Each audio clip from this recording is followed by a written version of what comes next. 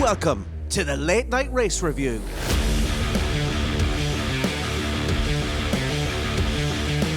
The Austrian Grand Prix is underway. It's a decent launch off the line for Charles Leclerc, but George Russell chops across, maintains the lead, but that won't be an ideal exit out of turn number one. Could he be vulnerable to the Scarlet Ferrari? Antonelli was off the road at turn one, but rejoins in fourth place. It's George Russell who leads, then it's Charles Leclerc, Lewis Hamilton, and Max Verstappen did get off the line, but he's under major pressure to the inside from Lando Norris. That was close for Charles Leclerc, who's lost out. Lewis Hamilton finds himself getting close, and again into the braking zone. Kimi Antonelli goes off. The 7-time world champion and the 4-time world champion separated by millimetres, nearly on the grass, trying to go the long way round at turn number 6. Is there enough grip out there for Verstappen? And they're still continuing on. He brushes the gravel and he still won't yield. This is magical as Hamilton stays ahead for his second Grand Prix victory of the season. George Russell sees the checkered flag first. George Russell wins the Austrian Grand Prix. Second and third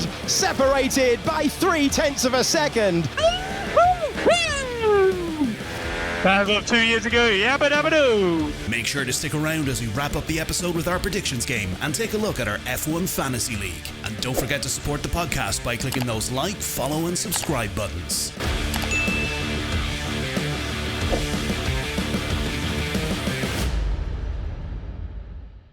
Welcome on into the Late Night Race Review. My name is Aidan Scott, and joining me this evening, as always, is the sexiest voice in all of F1 podcasting history, Isidro Gonçalves. Isidro, Damien isn't joining us this evening as he's currently jet-setting around the world on his private jet, but how are you keeping this evening? Good.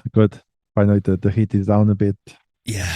Oh, Isidro, dude, honestly, this week has been crazy. You know what, if the temperatures were still somewhat what they were during the week, I probably would have messaged you guys and be like, yeah, no, let's do this when it's a little bit cooler.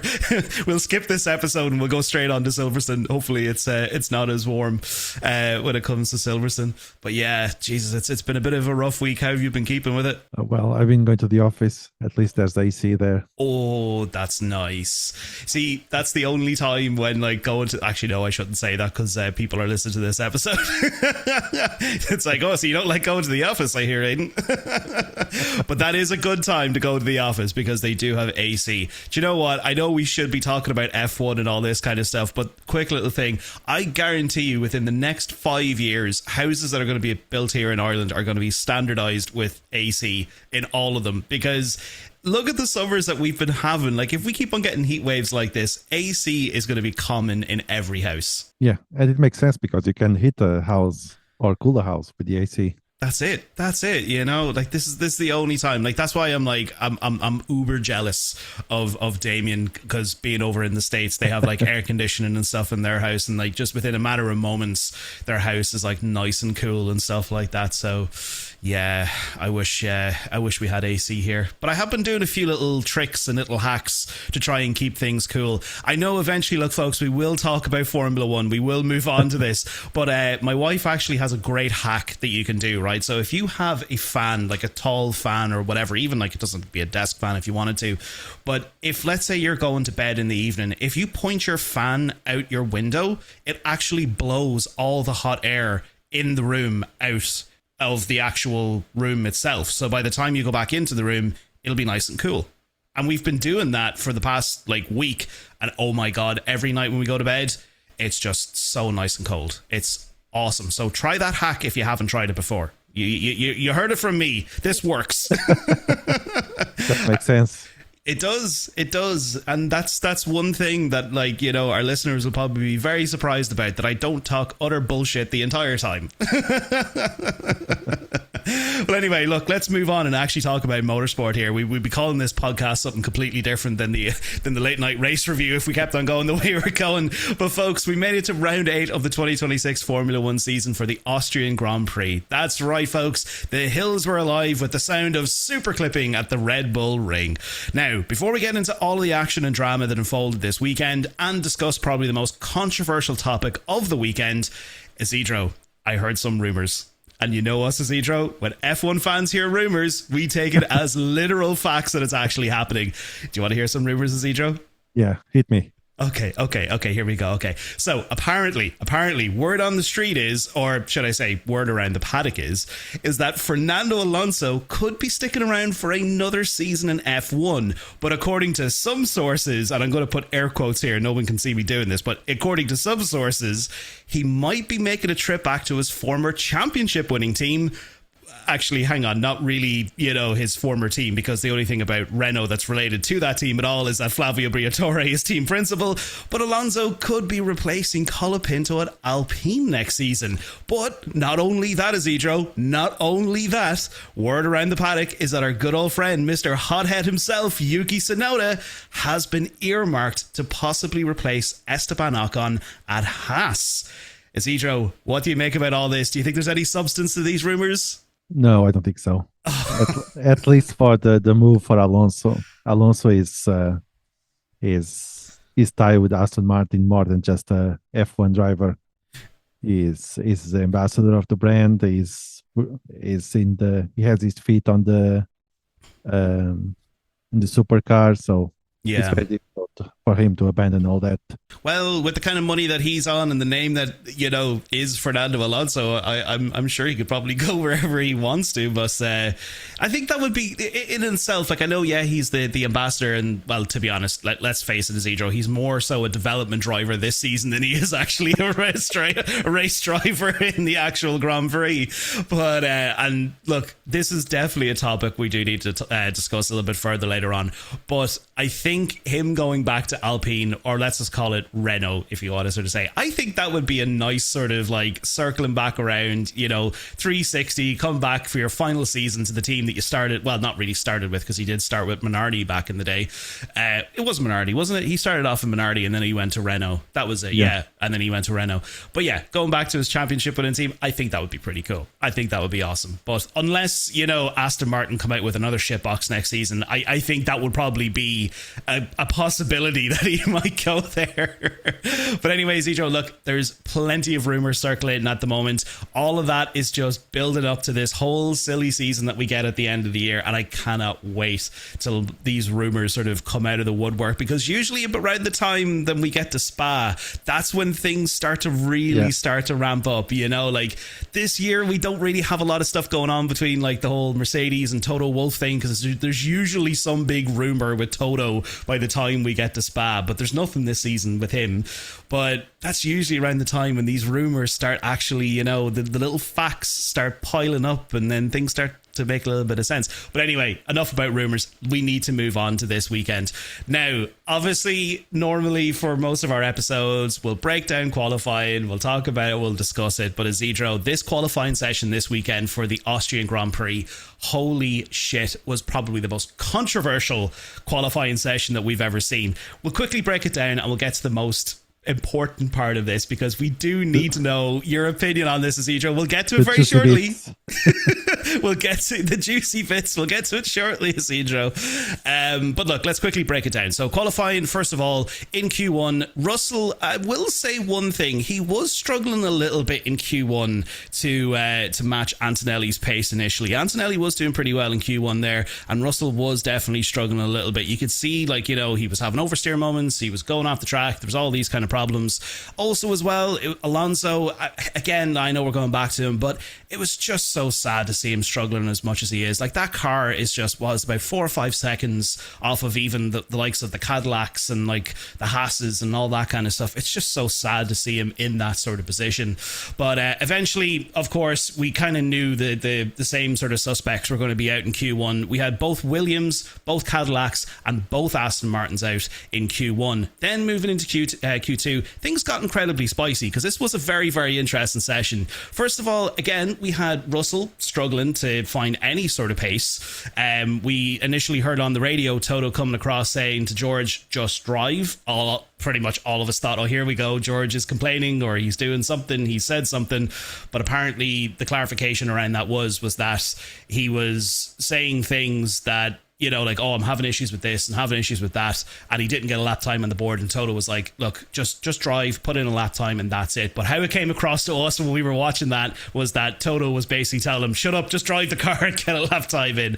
But that clarifies what it was. And then I think probably the biggest shocker was that near enough to the end of Q2, Verstappen was out of his car in the pit box, or not in the pit box, but in the garage, and pretty much he thought his time was secure. And a lot of us were kind of thinking, yeah, look, he did well in Q1, Q2, yeah, he'll probably get through to Q3. But those lap times started to get faster and faster from sort of like the back of the field. Like we had the Williams, the Alpines, and the Haas's all getting up there, trying to get into Q3 and stuff like that. And then I will say one thing, Isidro, the Red Bull strategy team definitely earned their paycheck this weekend, because, oh my God, he made it in by the skin of his teeth into Q3. That was a very tense moment for Max Verstappen. But then eventually, look, we had both Alpines, both Audis, and then both Haas cars out of Q2. Then moving into Q3. So, look, let's just talk about the biggest moment in this.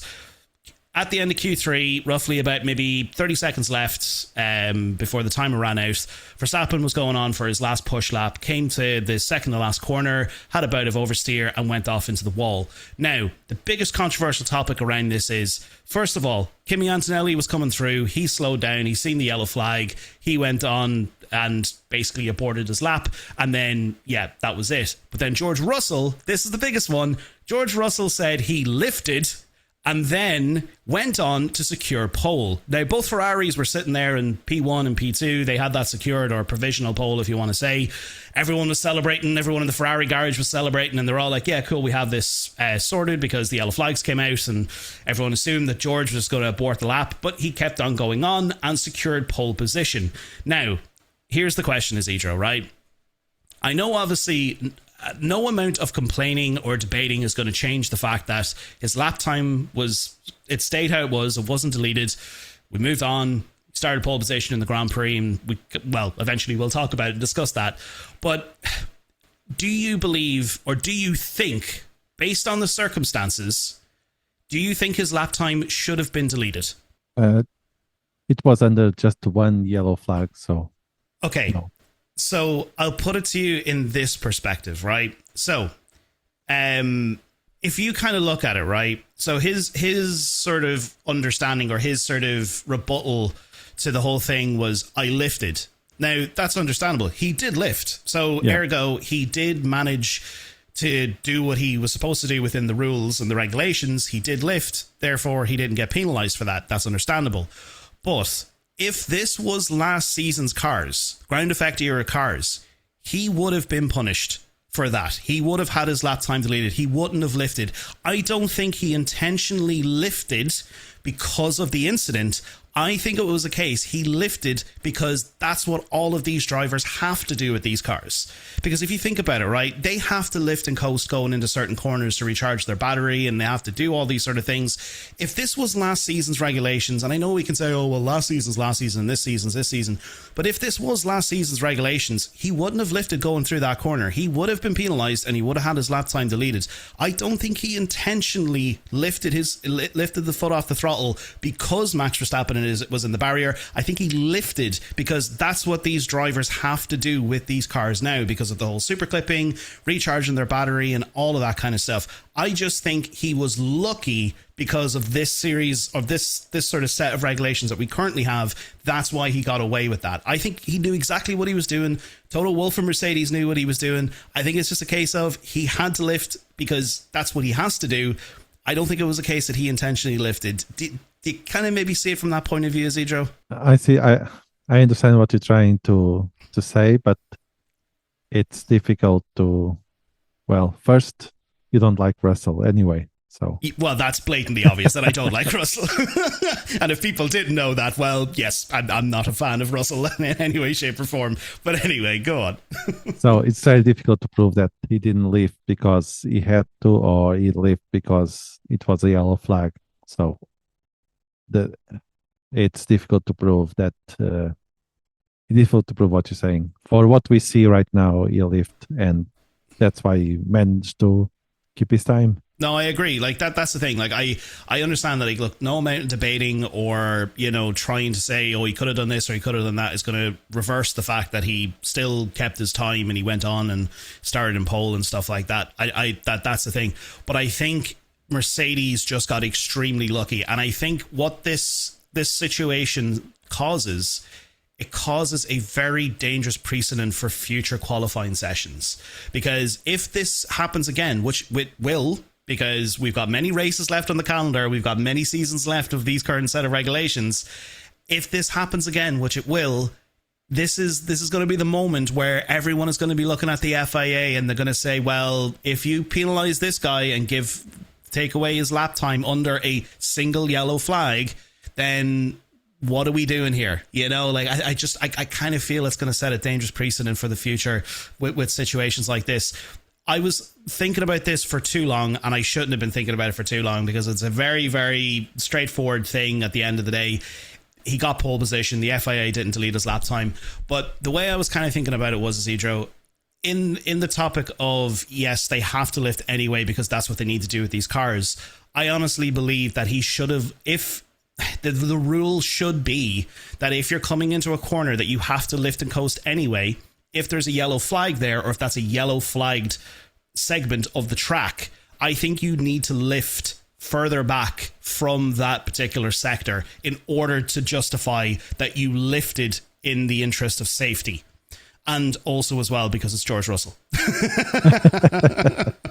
That's just my view. You know, I think it would have been fair. I would have been like, yeah, cool, Grant, he lifted anyway, and he still went and got on pole if he lifted further. I think it was just because he was coming to that corner, he had to lift anyway to recharge the battery. I just think he was lucky that the crash that happened with Verstappen, I think it was just lucky that it happened at that particular corner.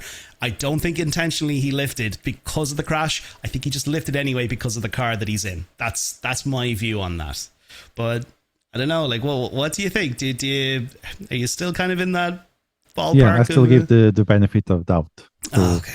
The future possible WDC 2026 George Russell. Oh, Jesus, Isidro. No, I thought this weekend we could have got away with it with Damien not being here. We know how much Damien's a big George Russell fan.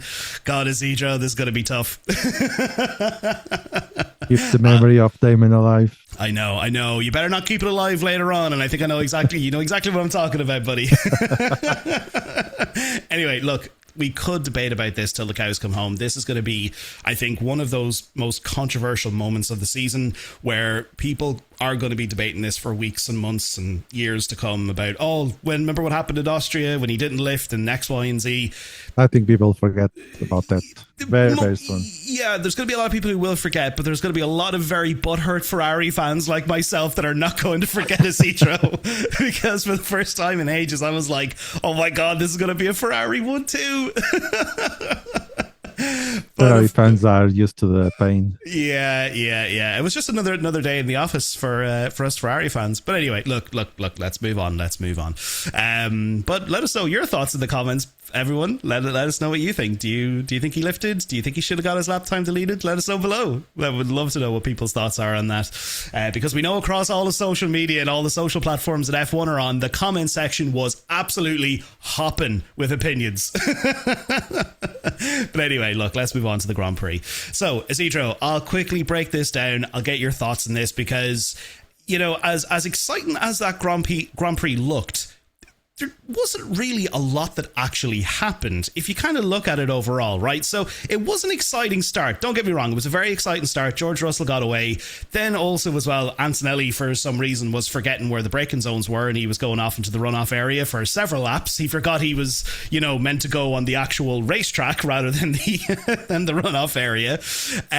But I think probably the most exciting thing about that whole race was that impressive masterclass of a performance from Max Verstappen, battling both of those Ferraris, both Leclerc and Hamilton. That was very, very exciting to watch. And then by lap 35, he was gaining very, very quickly on George Russell.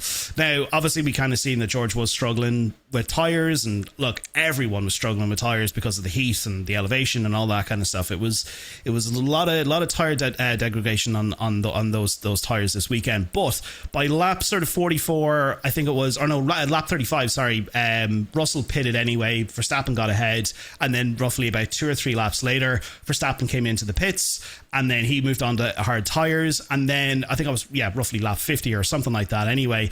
But then it wasn't really until sort of the end of the race, be it lap 69 or lap 70, until both Russell, Verstappen and Antonelli all sort of caught up with each other, and that's where we were kind of thinking to ourselves, oh brilliant, we're going to have a second battle here. Verstappen's going to try and get by Russell.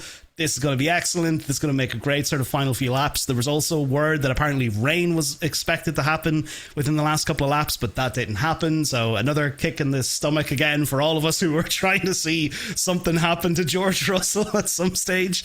But yeah, that sort of didn't really amount to much. But I think it was just incredibly impressive that Max Verstappen, from binning it into a wall, not because of he made a mistake. The car, obviously, there was an issue with the car and blah, blah, blah. And yes, he probably pushed it a little bit too much to start in P5 and then to finish in P2. Battling both the Mercedes and Ferraris really does go to show that there has been a lot of upgrades that have come to Red Bull, and they're ready to go from, as you would say, Isidro, from the midfield up to the top teams.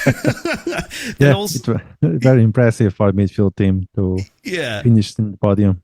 Yeah, it was very impressive. But then also as well, I think probably one of the biggest shockers was Ferrari's pace. Like, you kind of look at them in qualifying, they did really well. Obviously, it should have been P1 and P2 because, you know, Merck cheated basically.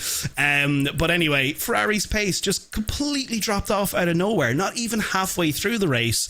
Both Charles having to, you know, give up places. Hamilton, like I know we had that Charles and Hamilton battle for a little bit.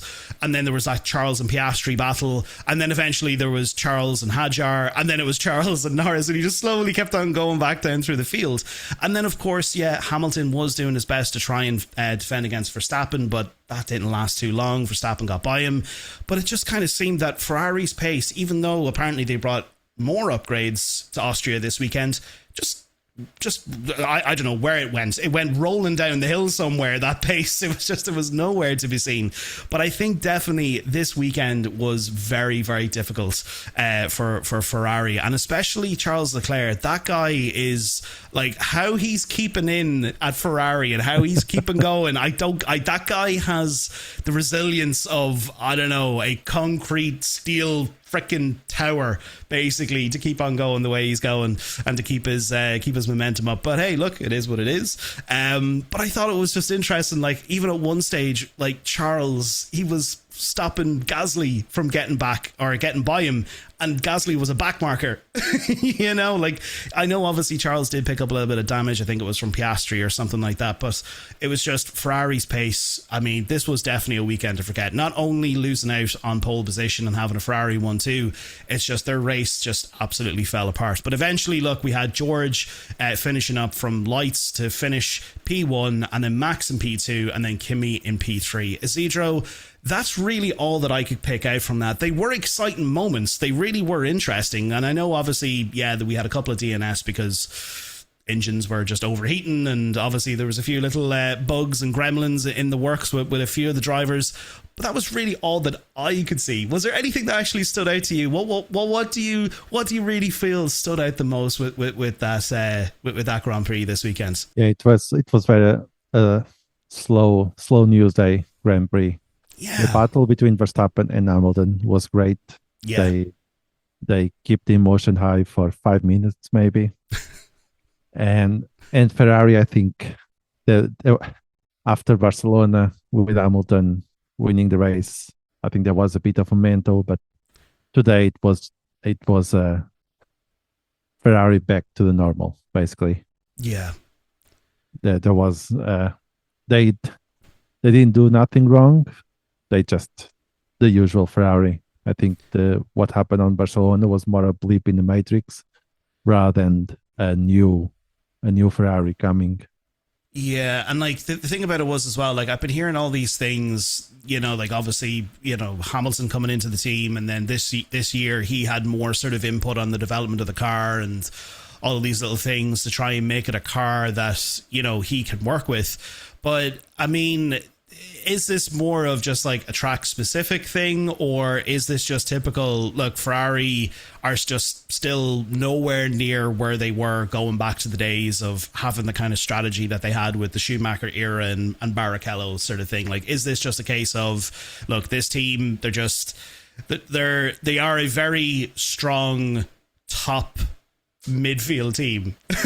Like I wouldn't even like, even though like if you kind of think as you're like, yeah, look, they've been doing well this season, they're fighting against the Mercedes and all that kind of stuff, but you're saying they're like a little blip in the matrix. Do you think this is just kind of like Ferrari have just been incredibly lucky to be in the places that they have been to get the opportunities that they did? Like I like, as a Ferrari fan, look, I'll hold my hand up and say here that performance wise, Ferrari struggle in a big way, but do you think it's just more so luck that these guys are just kind of, yeah, they're lucky in certain areas, but when they get those lucky opportunities, they have a wave of shit that just comes following after that, just all of these problems and all of these issues? I think that Ferrari improved, especially in terms of the clown show that they were maybe 2 years ago and last year. They are definitely not doing that many mistakes from a strategy perspective or even from learning how to count tires. But performance-wise, they are not serious contenders in winning the Constructors' Championship. Yeah, do you know what? I probably agree with you on that one. Like, I think realistically, the proof is in the pudding here, and I think everything has been written out in front of us. Mercedes are going to be World Constructors Champions for this season. I think that's just what's going to happen. But it really now depends, because the gap has been closed even closer between Antonelli and Russell. It just really depends on who is going to be the driver's champion. And we were in the exact same situation this time last year with McLaren and Piastri and Lando. We were in the exact same position. And now we're just thinking to ourselves, right, we know it's going to be Mercedes, but which driver for Mercedes is going to be the world driver's champion? Now, this is the question I want to throw to you, Isidro. Now, I know obviously, look, I'm just going to say it myself. Russell got lucky this weekend. I'm throwing it out there. He got lucky this weekend to be in the position that he was in to win that Grand Prix. And hey, look, if you win a Grand Prix, yeah, 100%, you deserve it. That's it. Happy days. You know, enjoy your win. But the question I want to throw to you, I know everyone's on the George Russell hype train right now, but do you still think he's going to be world champion? Do you think he is going to be world champion? My eggs are still in the Antonelli basket. No, Kimi will definitely be the champion this year. And if it wasn't for the communication issues with Mercedes this weekend, especially when Kimi, he was in the pit when the VSC was just come out. So they could just wait just a few more seconds or just another lap. Yeah. So there was definitely communication issues with Mercedes. Otherwise, Kimi, I'm pretty sure he'll win the podium, but in the P1 position, not P3. Unless Mercedes is doing everything they can to make the championship more entertaining. So they're doing everything on purpose. What is it? It's not papaya rules. It's you wouldn't even call them, like, they're not blue, or they're like teal sort of color is their sort of thing. Yeah, the silver arrows. Oh, well, yeah, you can say silver arrow rules, or the teal rules. Yeah, maybe that's what it is, but I really hope it's Kimi Antonelli. I really do. I want to finish up in December, going into Christmas, having a great Christmas, knowing that it's Antonelli who is the world driver's champion and not George Russell. I know that sounds so bad. Well, I'm pretty sure it'll be before Abu Dhabi. Antonelli will be the champion. But at the same time, too, here's the thing. Even though I don't want to see Russell, I know this sounds so bad, and I need to kind of, be impartial when it comes to these sort of things. But I would love to see this go down to the final race. I would love to. I'll say between Mexico and Brazil. Before Vegas, we'll have Antonelli as champion. But I always find, though, Isidro, like, when you get to that part of the season, like, yeah, a lot of people are, I'm not saying tired of F1, but you kind of, you're in that sort of F1 exhaustion zone where you're just kind of like, right, we need to get these last couple of races down and get to Abu Dhabi and then make sure that, we crown the champion, whoever it is. I love seeing that kind of stuff. Like, I don't like getting to Qatar or whatever it is and kind of just sitting there going, well, let's just see who ends up P2 and P3 and the constructors or the drivers, like I like to have it going down to the wire. I think that's what made 2021 so memorable, not only because it was so controversial, but because it went down to the final lap on the final race of that weekend. I think that's just what makes those kind of things so special and just so exciting. But hey, look, let's flip this over real quick. A little mention I want to throw out here. Isaac Hadjar. So far, what do you make of him? I think he's doing a brilliant job at Red Bull at the moment. I think being that second driver there, I think he's doing absolutely incredible. We will be right in saying that. Oh yeah, definitely. I mean, the second seat curse is definitely not working. I mean, there was a few, like Monaco, for instance, that he thought he had the podium, but yeah, that's a different story. But overall, I think Ajay is doing a great season, and it seems that the curse of the second seat is slowly dying down.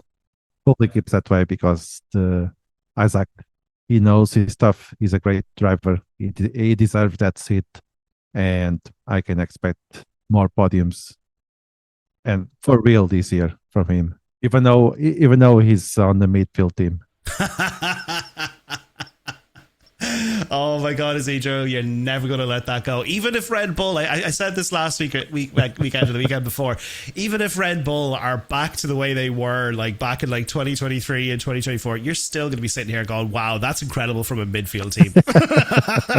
To be winning week in and week out. Well, if they can go to the top 2 or top 3, yeah, but at the moment, I see they're at the level of Alpine, basically. Who knows, Isidro? Maybe they could pull a McLaren and come back in the last sort of season and a half and then have a chance of winning championships and stuff like that. I mean, look, it happened to McLaren. I mean, you look at them in 2022 and 2023, they were shockingly shite. And then in 2024 and 2025, they came back, and obviously we know what that story ended up like. But halfway 2023, I think it was Silverstone 2023. Yeah. Right, yeah, it was Silverstone. Yeah, it was Lando. He was on the podium in Silverstone, wasn't he? He came third.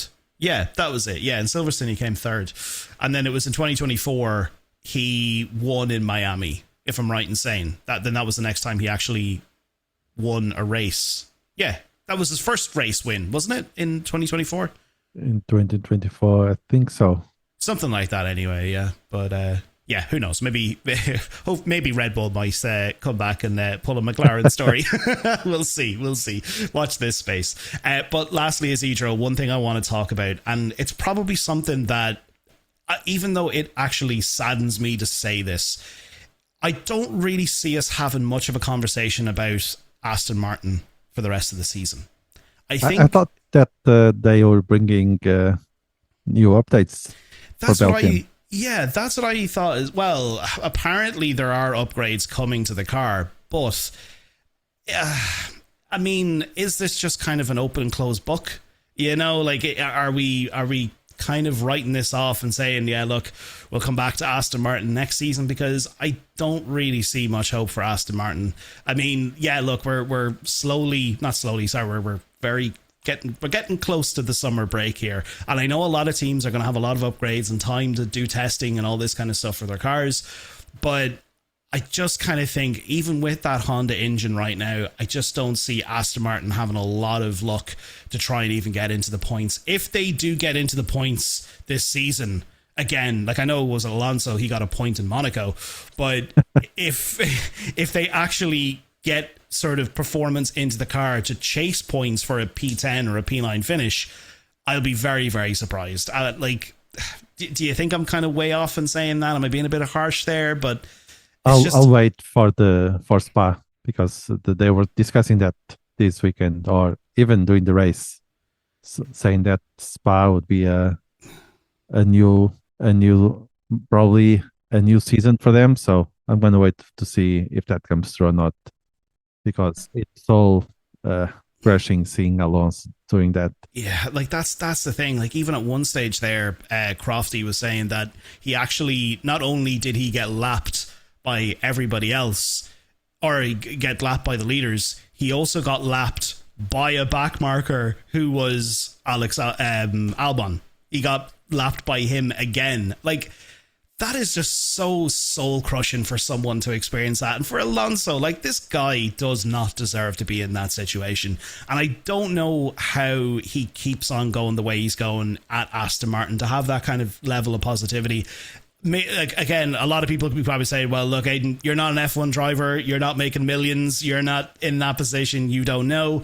But personally, if I was in that situation, man, God, I don't know if I would have the will to kind of go on. Like, to be lapped not only by everybody else, but then lapped by back markers on top of that. Like, I mean... And I think that there was a comment saying that Alonso was found that he went over the speed limit in the pit lane. Yeah. And I think the commentator saying something like, at least he's being fast. Someplace in the race. I mean, that just sums hard. that up. Yeah, that just sums that up, Isidro. Everyone just sees Aston Martin as a meme right now. And it's just so sad to see this happen, because like we all knew, like, last season when we heard that Aston Martin was going to be moving to Honda engines, we kind of thought to ourselves, oh my God, here we go. They've got Newey's coming. And then Newey and all this. And like, we were here talking about this for so long here, or like even the months leading up to this season. And we were just saying here, oh my God, they've got Adrian Newey, they've got the Honda engine, they've got this whole collective. And then there was rumors that possibly Christian Horner could be coming into the mix here at some stage.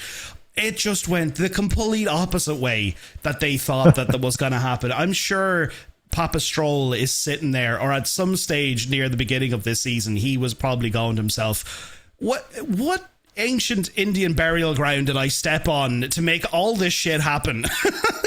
Well, he made so many bad decisions were made somewhere when it came to the build up to this situation. He maybe see the silver lining is at least no one is talking about how shite my son is. That's true. Or maybe the only silver lining that he can see is his hair in the mirror. Oh, that was a cheap one, Aidan. Oh, such a bitch. But to be fair, though, Stroll did DNF, so he is still shit. But I mean, at the same time, too, I'm not really giving him credit, because at the end of the day, he is Stroll. And, yeah, okay, his car basically just gave up.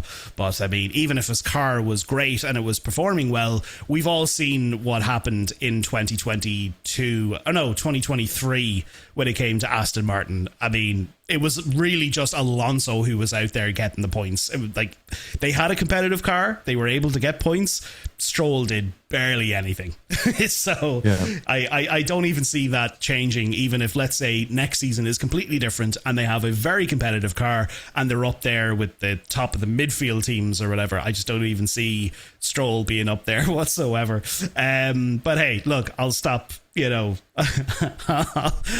stop dumping on the guy now. We'll move on. But yeah, look, it was an exciting race, but that's why I was just sort of saying that there wasn't really a lot that happened, but what did happen was very exciting. And I think, again, look, the main sort of thing was that Max Verstappen performance. That was absolutely incredible. And of course, look, he wanted to put on that kind of performance, especially being at Austria with that kind of Red Bull home crowd there as well. And I heard all the Ford executives were in the paddock as well, so they were making sure that they definitely put on a good performance between the two teams, both Red Bull and Racing Bulls. So Isidro, if there's nothing else, I think we can move on maybe to the top 10 results. Anything else you want to throw in there that you noticed that you want to mention before we move on? Well, another silver lining on Aston being shit at the moment is that no one is noticing that Williams is really also shitting the pants, because Paul says this year was the year and he brought Sainz in for that, and I'm pretty sure Sainz is regretting his choices right now. Yeah, big time. I'm sure he's probably thinking back to him and saying to himself, "Look, in hindsight, I should have fought for that seat in Ferrari a little bit more." Even Alpine is doing better. Exactly. Oh man, yeah, Williams as well, not having a good time. Definitely not having a good time. I would talk about Cadillac, but hey, look, their cars just basically melted and that was it. They finished. Yeah, they just went straight back into the pits. But yeah, look, let's move on. Let's talk about the top 10. Of course, look, as we said, George Russell came in P1 there, Max in P2, and Kimi in P3. Another great amount of points for the Mercedes duo, and of course, a good amount of points picked up there for Red Bull. Then we had Piastri in P4, Hamilton in P5, Hadjar in P6, Norris in P7, Leclerc, oh my god, this hurt me big time, especially when it came to the Fantasy League, Leclerc in P8. Then we had Lawson and Limbad finishing up in P9 and P10. What a very interesting top 10. And of course, with our DNFs, we had Stroll, we also had Sainz, Perez and Bottas. That was, very, very sad to see the both Cadillacs going out there. It would have been nice to kind of see them on track a little while longer. But of course, Perez was shouting that he could see smoke and smell smoke in his cockpit. So, yeah, a few things that need to work out there at Cadillac. Moving on to our driver of the day, our dick of the day, and our loser of the day. Isidro, who was your driver of the day, dick of the day, and loser of the day? Well, driver of the day, we have to say Max Verstappen. Considering it was a midfield team, he did a great drive, fighting for podiums, even though, and complaining about the brakes in his car. So for a former world champion on a midfield team, I think he had a great weekend. And considering that he had a crash on qualifying, so he deserves the driver of the day. Yep, totally agree. The dick of the day, I would go with the race control because they were a mess this weekend. Part of the issues and part of the talk around this GP was because the race control they create the mess themselves, and the drivers and the teams pay the price for that. And loser of the day, I'm going to go with Sainz. I mean, it's very easy to go for Leclerc, but Sainz was doing great. I don't know if you see the footage that his car suddenly just stopped sounding like a Formula 1 car and kind of like a remote control car or something. About to say, I was like, I feel so bad for laughing at this, but it was just his car went from sounding like a Formula 1 car to just something completely different. I was like a little toy or something. Like a little toy. It sounded like a wind-up toy. Oh my god, Isidro, I was laughing so much. I know that's so bad, but Jesus Christ, that was so fucking funny. Oh man, I was actually laughing so hard my ribs were hurting. I know that's so bad. I'm so sorry. Like, I don't know if Carlos Sainz listens to this podcast. Maybe he does, maybe he doesn't, but I'm so sorry. But that sound was something that just ignited a barrel of laughs inside of me. But yeah, I totally agree. Oh Jesus Christ, that was so funny. Oh, but yeah, look, I totally agree, Isidro, 100%. My driver of the day as well, look, I'm the same. I'm Max Verstappen, giving it to him, going from P5 to coming in there in P2 with all the odds sort of against him, especially after that crash. That was a great performance, and well done, Max and Red Bull. My dick of the day, I mean, I think you all know exactly who I'm giving this to. I'm giving it to George Russell. I'm sorry. He knew exactly what he was doing. He was lucky. He got that pole out of sheer luck. Look, that's all that it was. He was lucky that crash happened at that corner. I'm giving it to George Russell. It should have been a Ferrari pole. And of course, I'm giving my loser of the day to all the Ferrari fans, the Ferrari team, the Ferrari drivers for being cheated out of a pole because of cheating Mercedes. So, yeah. Well, look, I'm not going to say Merc were cheating. That's a very, very strong word to use. I just think they capitalized on a bit of a loophole that just worked on their favor. Because of these. You can use the word allegedly. Allegedly. Because even at one stage, Isidro, like, Total Wolf was contradicting himself and he was falling over his own words. He was like, yeah, he did this. No, wait, he didn't. No, I was like, I think you should get your ducks in a row here before you go out throwing accusations, because even like Ted Kravitz and Crofty were all over him like a fucking fly to shit, going, I think his lap time should be deleted. No, it stays. I mean, yeah, but Kimi, yeah, no, that's a different situation. It's like all the drivers went through the exact same scenario. It's a different for two different people. I mean, I seen that meme, to be fair. Do you know the one where you see it where it's like the FIA and they have their wallet open? Yeah. And it's all the drivers with their nationalities. It's all the British flags, and it's like no penalty. And then people from Italy and Germany and stuff, penalty, 5-second penalty. Oh, Jesus, the memes are brilliant. Oh, they really are. But anyway, look, let's move on to our Fantasy League and our predictions game results. Now, Isidro, before we get into the fantasy results and all that kind of stuff, and hey, look, I'll bring them up here on screen and everything.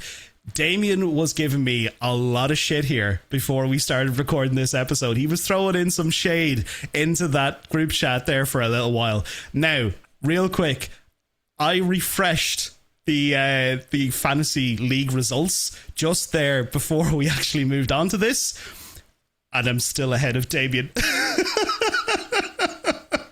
Before we started recording, I looked at it and Damien was ahead of me by like, was it 5 or 6 points? And I just refreshed it there and I'm actually still ahead of him, so yes. We'll see how long it will take. How long it lasts. He thought this week was going to be the week, but I managed to get in there. But anyway, look, let's talk about the results. P1, we had Verstappen currently on 2,079 points, finally breaking that 2,000 threshold. P2, Pago Marquinhos moved up to P2 there on 1,966. Saptarshi F3 moved down to P3. He's currently on 1,942.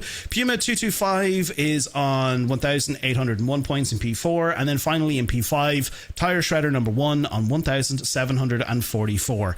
And just to clarify, because Damien's not here, I'm still in P8 and Damien is still in P9. I'm on 1,696 and he's on 1,692. Ha ha lol. And it's 4 points difference. You moved up. You're now in P10.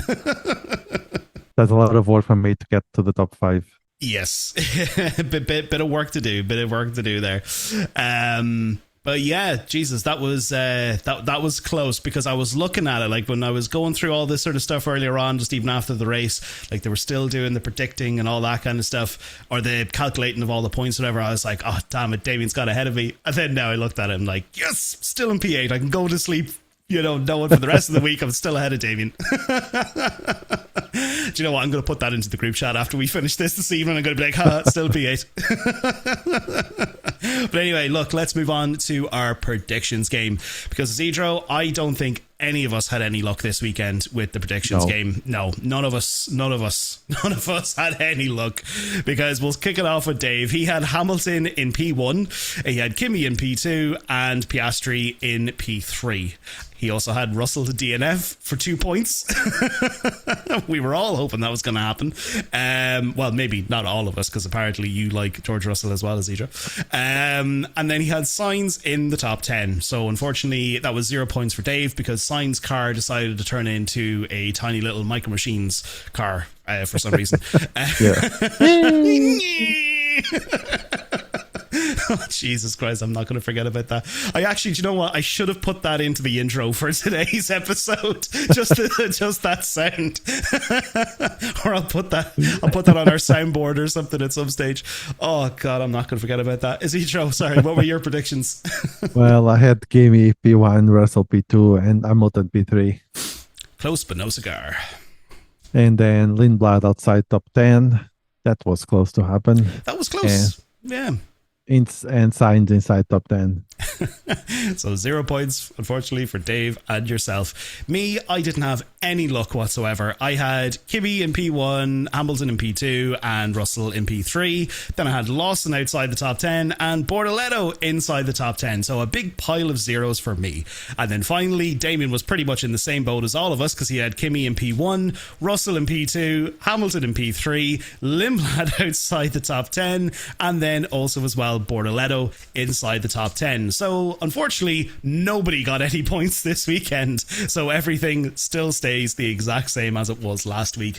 Isidro, you can go to bed comfortably tonight knowing that you're still in the lead in the predictions game at the moment there on 14 points. So hold on to that. We can both be happy this weekend. You're in the lead and I'm still ahead of Damien in the fantasy league. So good weekend for both of us overall. That's it. Yeah. But look, we do have to throw in our predictions for next weekend.